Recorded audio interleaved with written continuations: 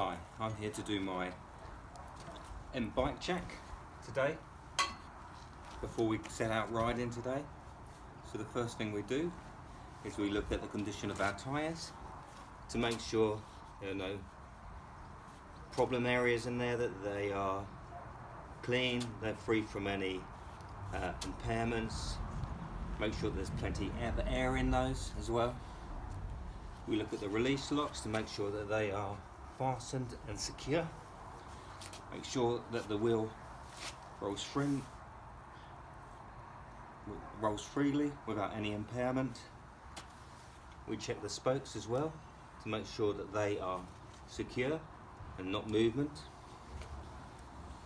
When we come up to the top of the bike, we're looking at the stem here. And we're making sure it's straight, we're making sure there's no movement in that stem whatsoever.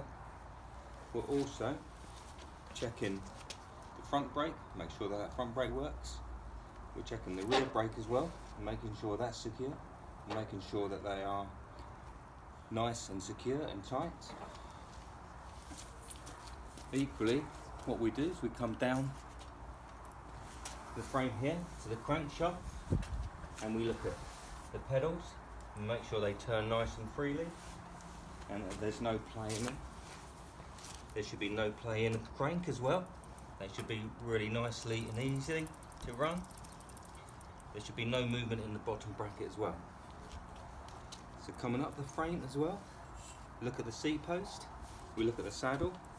If you look at the saddle here, that should be in line with the frame.